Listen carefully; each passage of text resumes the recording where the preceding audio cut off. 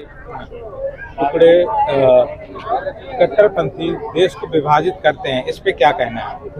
क्या बोलोगे? कट्टरपंथी जो किसी भी धर्म के कट्टरपंथी है वो देश को आज नहीं तो कल तोड़ने का काम करते हैं, इस पे आप क्या कहना है? चालू करो। नमस्कार मित्रों, मैं डोपा न्यूज से आज इंडिया गेट पे जय किशन मिश्रा। आज हमारे कुछ भाई हैं, उनसे मैं बात करूंगा, कट्टरपंथी पे जो है बात करूंगा। आज देश में तमाम पार्टियां, तमाम लोग ऐसा बोलते हैं सिर्फ धर्म के नाम पे, जो है मैं उस विषय पे आज बात करूं। भाई साहब, आपका नाम क्या है? सर, हमारा नाम सौरभ है, गुड़गांव से है। और कोई भी कट्टरपंथी होता है, हिंदू कट्टरपंथी या मुस्लिम कट्टरपंथी या सिख ईसाई कट्टरपंथी या जातिवादी कट्टरपंथी, ऐसे लोग क्या करते हैं, आज नहीं तो कल हमारे देश को तोड़ने का काम करते हैं। अगर इनको शब्द भाषा में बोला जाए तो ये देश के टुकड़े टुकड़े करने वाली गैंग है। अगर अब क्यों है, सवाल आता है कि क्यों है। अगर हम कट्टरपंथी बनते हैं कि हम एक हिंदू कट्टरपंथी हैं, आप बोलोगे हम मुस्लिम कट्टरपंथी हैं, तीसरा बोलोगे हम एक कट्टरपंथी हैं, तो आज नहीं तो कल हम दोनों में लड़ाई बढ़ती जाएगी। और जब लड़ाई बढ़ती जाएगी तो क्या होगा? देश बर्बाद होगा। फिर क्या होगा कि देश के अलग अलग देश, छोटे छोटे राज्य, छोटे छोटे देश की मांग उठेगी कि भाई हमें तो इंडिपेंडेंट चाहिए। जैसे अभी मुद्दा उठने लगा खालिस्तान का मुद्दा, कल और किसी का मुद्दा उठने लगे। अब आज करंट में देखो कि हमारे मणिपुर है, छोटा सा राज्य है, सरकार से नहीं संभल रहा। अब छोटे से राज्य में दो स्टेट हो गए हैं। एक कुकी समुदाय का अलग क्षेत्र बांट लिया है उन्होंने, एक मैती समुदाय का अलग बांट लिया है। अब छोटे से स्टेट में दो रेखा हो गई, बीच में जैसे बॉर्डर बन गया कि आप उस साइड जाओगे तो आपको गोली मार दी जाएगी, वो इस साइड आएंगे तो उनको गोली मार दी जाएगी। किस वजह से हुआ? सिर्फ ये एक कट्टरपंथी धर्म विचारधारा से हुआ, जो अभी कुछ सालों में हमारे देश में बहुत तेजी से कट्टरपंथी विचारधारा फैल रही है लोगों में, जिसकी छोटी सोच है, अनपढ़ लोग हैं, वो इस अपने चुनाव जीतने के लिए लोगों को बांटने का काम कर रहे हैं। और इसके लिए आपको ज्यादा सोचने की जरूरत नहीं है। मोटा मोटा हम बोलते हैं कि अगर हमारा जो भाई है पड़ोस में है, अगर हम इसको अपने घर नहीं बुलाएंगे, इससे नफरत करेंगे, तो ये हमसे भी नफरत करेगा। पूछो भाई से, क्यों सही बोल रहे नहीं बोल रहे? ऐसा ही हर किसी का है कि अगर आप हमसे प्यार नहीं करोगे, पड़ोस में रहना है, हम आपसे प्यार नहीं करेंगे, धीरे धीरे नफरत बढ़ती जाएगी। फिर आज आप बाहुबल हो, कल हम बाहुबल हो जाएंगे, तो क्या होगी? लड़ाई होगी। उससे क्या होगा? देश बर्बाद होगा। लेकिन बर्बाद करने वाला कौन है? कट्टरपंथी लोग, जो हिंदू धर्म के नाम पे, मुस्लिम धर्म के नाम पे या जाति के नाम पे कट्टरपंथी फैला रहे हैं, नफरत फैला रहे हैं। ऐसे लोगों से हम कहेंगे कि भाई आप सब सावधान हो और इन लोगों से सतर्क रहने की जरूरत है, क्योंकि ऐसे लोग समाज में, देश में और देश को तोड़ने का काम करते हैं। या इनको कहा जाए कि देश के टुकड़े टुकड़े गैंगवाली है, और देश के गद्दार असली यही है जो अपने आप को एक विशेष धर्म का कट्टरपंथी बोलते हैं और उसको तोड़ने की बात करते हैं। जी बताइए। इसका मतलब ये है आपका, इस पे कोई कानून लाना चाहिए। जो भी धर्म की या जात पे बात करता है, कोई भी नेता, कोई भी व्यक्ति धर्म के नाम पे मतदान मांगता है या किसी क्षेत्र या गली मोहल्ले में जाता है, धर्म की राजनीति करता है, उसके ऊपर जो है मुकदमा होना चाहिए, बल्कि उसे कानून के तहत जो है उसको जेल होना चाहिए। देखो, इसमें अलग अलग लोगों की अलग अलग काम के हिसाब से कुछ डिमांड जायज होती है। जैसे जब पंचायत के चुनाव होते हैं या विधायक के चुनाव होते हैं, तो वे अपने क्षेत्र की बात उठाते हैं और वो उस क्षेत्र को चुनते हैं। लेकिन जब प्रधानमंत्री का चुनाव होता है, देश का चुनाव होता है, तो उसमें अपने क्षेत्र की जो समस्या है उनको तो आप उठाओ, लेकिन एक जाति के नाम पे या एक धर्म के नाम पे बंटवारा करना, वो एक देश के गद्दार लोगों की पहचान है।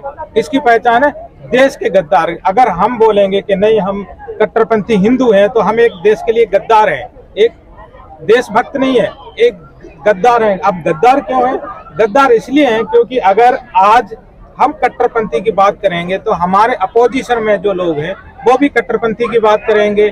फिर धीरे धीरे हम और दूसरे लोगों में खाई बढ़ती जाएगी। खाई बढ़ेगी तो उसमें फिर लड़ाई झगड़े बढ़ेंगे, और लड़ाई झगड़े बढ़ेंगे तो क्या होगा, देश का बंटवारा होगा।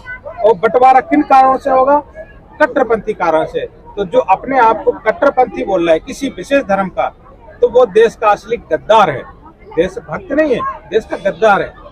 धर्म के नाम पे नेता लोग अगर ऐसी बात बोलते हैं या चुनाव के पीरियड में, तो क्या उनके साथ जनता को क्या करना चाहिए? देखो, जनता को समझना चाहिए कि जो पाकिस्तान अलग हुआ था तो पाकिस्तान के लोग नहीं बोल रहे थे कि हमें अलग होना, लेकिन जो नेता थे वे अपने फायदे के लिए बोल रहे थे कि हमें प्रधानमंत्री बन जाएंगे, इसलिए उन्होंने अलग राज्य बनाने की मांग की। तो जनता को समझना होगा कि जो नेता है वे अपने चुनाव जीतने के लिए जैसे हथकंडे अपनाते हैं, भाई भाइयों में एक गांव को दूसरे गांव में लड़ाने का काम करते हैं। इसलिए ऐसे नेताओं से सावधान रहना है जो लड़ाई की बात, नफरत की बात, कपड़े देख के पहचानने की बात, ऐसे लोगों से दूर रहना चाहिए।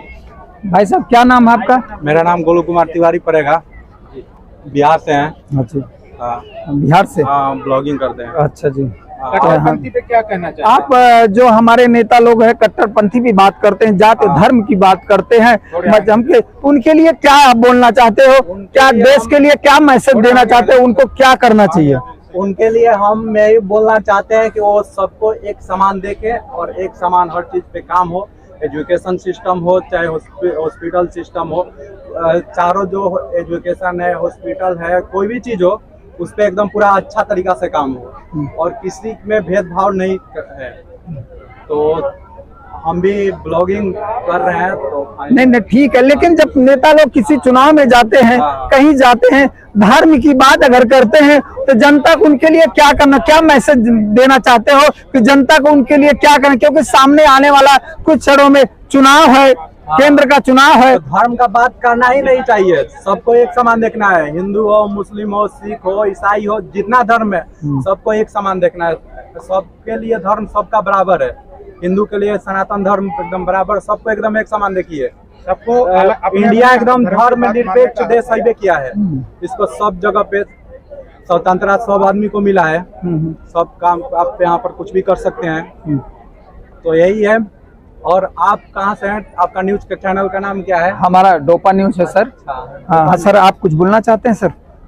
मनु सिंह चंद्रवंशी, लोक जनशक्ति पार्टी, सासाराम विधानसभा से। तो आज हमारे माननीय और आदरणीय श्री रामविलास पासवान जी का पुण्यतिथि भी है, जो कि आज हम लोग पुण्यतिथि मना के मैंने सोचा कि इंडिया गेट हो जाए। नहीं, अच्छी बात है। मैं जैसे अभी पुण्यतिथि मना के बस इंडिया गेट आया हूँ, और मैं यही कहूँगा कि हमारे देखिए जो भी लोग हैं, हमारे जो भी नेता लोग हैं, वो कृपया हम अनुरोध करेंगे कि जो भी देख तक अपना काम करे।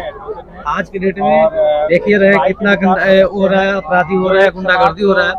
गुंडागर्दी के लेके हम ये कहेंगे कि उसको हम क्यों उसको अपना देश में लाए, उसको हम उसको घोषित कर दे कि हमारा, हम उनको वोट देंगे ना कुछ देंगे, उससे हम अलग करेंगे। हम ऐसे नेता को चुनेंगे कि जो हमारे लिए फायदा करे।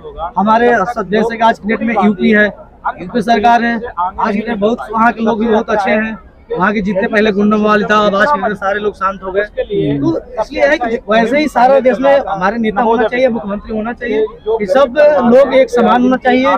किसी के रात कोई गुंडागर्दी ना हो, हमारे क्या कोई मर्डर ना हो। इसके लेके मैं यही कहूँगा कि सबके समान होना चाहिए, सब अच्छे से अपना काम करें। मेरा ये कहना, जैसे जनता के बीच में जब नेता लोग जाते हैं, धर्म की बात करते हैं कि हम हिंदुस्तान के जो है, हम मुसलमान हैं, कोई कहता है हम ये है पासवान है, कोई कहता है हम यादव हैं। तमाम हर पार्टी के नेता अपने पद के लिए जो है, अपने नाम के लिए जो है, अपने आप को चुनाव जीतने के लिए जिस क्षेत्र में, जिस गांव में, जिस धर्म के लोग रहते हैं, जिस उसको जो है फुसलाने के लिए जो है धर्म की राजनीति करते हैं। क्या ये सही है? नहीं, ये चीज गलत चीज है।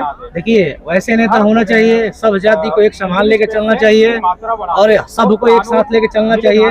ये चलते हैं कि जो हमारे नेता सबको एक साथ और एक समान लेके चलेंगे, वही हमारे नेता बढ़िया है और अच्छा है। और मैं यही कहना चाहता हूँ, आज की डेट में मान लीजिए कि हमारे अगर देखते हैं नेता में, जो हमारे पूरे पुराने जो हमारे रामविलास जी थे, आज उनका पूरी तिथि था, जो कि उन्हें हर समाज को बराबर लेके चले। आज भी देखिए उनके समाज में हर लोग हैं, हर कास्ट भी है, हर जात के लोग भी हैं और हर जात का सम्मान मिलता है। इसलिए हमको ऐसे नेता हम क्यों नहीं अपने देश में ले आए कि नहीं हमारा हर जात का समान है। आज के जो 52 साल के जो नेता ने उन्हें हर को जगाया, हर लोग को गरीब से लेकर अमीर के सब दलित लोग पे सारे को एकत्रित किया। आज उनके पास 1 रुपया का कोई मुकदमा नहीं है, ना उनके पास कुछ भी है। आज बड़े बड़े मुकदमे लोग हैं कि जो हमारे ये यहाँ धरा रहे हैं, ये पकड़ा रहे हैं, वो पकड़ा रहे हैं। तो हम इसलिए कहेंगे कि हम ऐसे नेता को सब लूट के खा जा रहा है। अरे आज तक जो नेता पे हमारे 1 रुपया का मुकदमा नहीं, हम उसी नेता को तो लाएंगे अपने देश में। मैं ये कहना चाहता हूँ, आपकी बात में सच्चाई है, आप जो कह रहे हैं वो सत्य है। जिस नेता के ऊपर फर्जी मुकदमे हो, जिन क्रिमिनल केस हो, उस नेता को टिकट नहीं देना चाहिए, क्योंकि उस नेता को टिकट दोगे आने वाले समय में जो है उसके लिए जो है जनता के लिए हानिकारक रहेगा, जो है वो लाभकारी नहीं रहेगा। देखिए, मैं यही कहना चाहता हूँ कि आप अगर टिकट वैसे लोग को दे रहे हैं तो आपका गलत कार्य गलत ही होगा। तो इसलिए मैं यही अपना माननीय से मैं निवेदन करूंगा कि वैसा लोग को टिकट न दें। ठीक है, आज हमारे देखिए बीजेपी सरकार है, हमारे केंद्र में मोदी जी हैं, जो आज के देखिए वर्ल्ड इंडिया विश्व गुरु बन गए। आज G20 आज ने जितने प्रधानमंत्री बने, G20 का कभी भी नहीं हुआ था इंडिया में, जो कि पहले बार में हमारे इंडिया में ये हमारे मोदी जी ने जगाए। और सारे देश, विश्व देश के लोग हमारे यहाँ आए थे, जो कि सारे देश ने आया कहे कि नहीं, एक हमारी ये दिल्ली है जो लगता है कि नहीं हमारे सब देश से लोग आए यहाँ, सब चीज घूमे फिरे, अच्छा लगा उनका। आज विश्व गुरु सारे लोग माने। तो मैं ये कहूँगा कि हमारे लिए केंद्र में हमारे बीजेपी क्यों नहीं हो, बीजेपी हमारे चल रहा है आज के डेट में, बढ़िया चीज है। प्लस में हम तो ये कहेंगे कि जितने हमारे फर्जीवाड़ा हैं, जितने फर्जीवाड़ा से लोग ये काम कर रहे हैं, उसको ये सीट न दे, उसको निलंबित करें। अच्छा, मेरा एक कहना है, आज क्या कर बेरोजगारी पे मैं बात करना चाहता हूँ। आज बेरोजगारी आपसे मैं पूछना चाहता हूँ, क्या बेरोजगारी बढ़ी है कि घटी है? बेरोजगारी है वैसी है, बेरोजगारी न बढ़ा है न घटा, बेरोजगारी वैसी है, बेरोजगारी है, लोग ऐसी हैं। लेकिन जैसे बड़े बड़े नेता लोग वादा करते हैं कि हमारे यहाँ जब से हमारी सरकार आई, प्रधानमंत्री जी कहते हैं हिंदुस्तान में जो है हमारे यहाँ बेरोजगारी 5 कुछ पॉइंट है। क्या ये सत्य है? क्यों नहीं होगा, जब हमारे मुख्यमंत्री ही लूट के खा जा रहे हैं, हमारे उप मुख्यमंत्री ही लूट के खा जा रहे हैं, तो बेरोजगारी क्यों नहीं आएगा? अच्छा जी, छोटे लोग कैसी रोड पर मर रहे हैं। आज क्या कारण है कि दिल्ली NCR में इंडस्ट्री में जो है 40% इंडस्ट्री में काम नहीं है। ऐसी इंडस्ट्री है जिन इंडस्ट्री में ताले लग गए, बड़ी बड़ी कंपनियों में ताले लग गए, बड़े बड़े उद्योगपति काम मतलब काम को अपना आगे बढ़ाना नहीं चाहते। ऐसा कारण क्या है? कारण ये है कि उनको थोड़ा सा बड़े लेवल पे उनको सहयोग न मिल रहा है। जो हमारे उद्योगपति भी हैं उनको सहयोग ही नहीं मिल रहा है, और हमारे जो सरकार है, सरकार भी तो शिकंजा कस रहा है। इसके लिए उन लोग थोड़ा सा अपना हेल्प मांगना चाहते हैं, क्योंकि अभी हमारे जो नोएडा की कंपनी थी उसमें सरकार से हेल्प मांगा, दिल्ली गई थी, इन्हें कोई हेल्प नहीं मिला, इसके चलते दूसरी कंपनी गिर गई। तो हमारा का नाम, अगर एक कंपनी से अगर 500 लोग अगर उससे जी रहे हैं, तो उस कंपनी को क्यों नहीं हम चलाऊं, क्यों उसके पास कोई दिक्कत हो? ये सरकार की दिक्कत है, सरकार की नीति है सब चीज। नहीं, केंद्र में तो सरकार मान लो माननीय प्रधानमंत्री जी बैठे हैं, उनको तो चाहिए बड़े बड़े उद्योगपतियों को उद्योग लगाने में पूरा सहयोग देना चाहिए, जिससे हमारे बेरोजगार लोग जो है रोजगार मिले। लेकिन ऐसा क्या कारण है कि मैं देख रहा हूँ कोरोना के बाद जो है, महामारी के बाद जो है ऐसा हुआ कि बड़े बड़े उद्योगपति अपने काम को समेट रहे हैं, बल्कि बढ़ावा नहीं दे रहे हैं। देखिए, मोदी जी ने दिए हैं और दे भी रहे हैं। आज बताइए कि मोदी बीजेपी सरकार 2014 में है, 2014 से पहले और आज से कितने हमारी फर्क है। आप ही देखिए सामने की 2014 में क्या था, पहले क्या था, और 2014 से अब क्या है। इसमें आपको करेक्शन कर रहे हैं, 2014 है, आपने 10 साल देखे, 2014 से 2023 9 साल कंप्लीट हो गए हैं। करीब 4 या 5 महीने के बाद 10 साल कंप्लीट हो जाएंगे।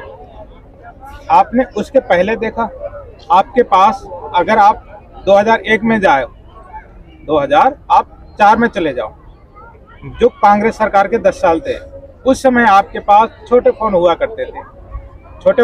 करते थे, फिर धीरे धीरे टेक्नोलॉजी आई, वैज्ञानिक युग आया, आपके पास 4G 3G फोन आ गया था। अब वही टेक्नोलॉजी बढ़ती गई, अब 5G हो गया। तो इसमें कांग्रेस की देन है या मोदी की देन है? हमारे हिसाब से किसी की देन नहीं, वैज्ञानिक देन है। ठीक है, पहले गाड़ी वाहन सरकार कम थे, रोडें पहले भी बनी, सड़कें फ्लाईओवर बने, अब जरूरत पे वाहन डबल हो गए, तो सरकार ने भी सड़क बनाए हैं, पुल बनाए हैं, फ्लाईओवर बनाए हैं, इसमें कोई दो राय नहीं। लेकिन अगर आप बोलो कि भाई स्पेशल कर दिया तो स्पेशल जीरो है। क्या है? जीरो है। रोजगार के मामले में, आर्थिक स्थिति में, और आज की अभी हम ताजा उदाहरण दे रहे हैं, महाराष्ट्र में मोदी समर्थित सरकार है, बीजेपी समर्थित सरकार है, वहाँ 12 घंटे 36 घंटे में 36 मौतें होती हैं हॉस्पिटल में, कोई एक्शन नहीं होता है।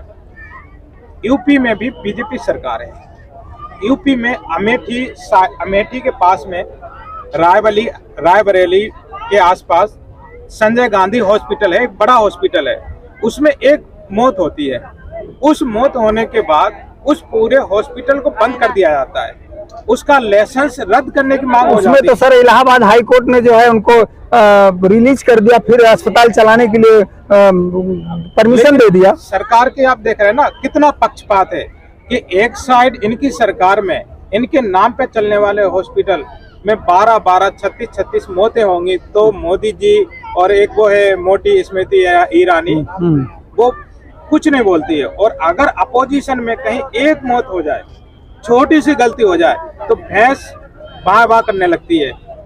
इसलिए बोल रहे हैं क्योंकि वो पक्षपात कर रहे हैं। अगर पक्षपात नहीं करें तो हम सम्मानीय बोलेंगे। क्या बोलेंगे? माननीय सम्मानीय स्मृति ईरानी जी। लेकिन जब पक्षपात करेंगे तो बोलेंगे मोटी भैंस जी। देखिए, संजय गांधी अस्पताल की जहां तक बात है, अमेठी में उत्तर प्रदेश का सबसे बड़ा अस्पताल आंख का है, जिसे हम बचपन से हम भी जानते हैं। माननीय संजय गांधी स्वर्गीय के नाम पे बनाया गया, इंदिरा गांधी ने वहां पे जो है उसका रखा था, राजीव गांधी ने वहां पे शुरुआत किया था। आज उस अस्पताल से करीब जो है आसपास के 20 जिलों के महिला पुरुष जाके अपना इलाज कराते हैं। सबसे कम पैसे में इलाज होता है।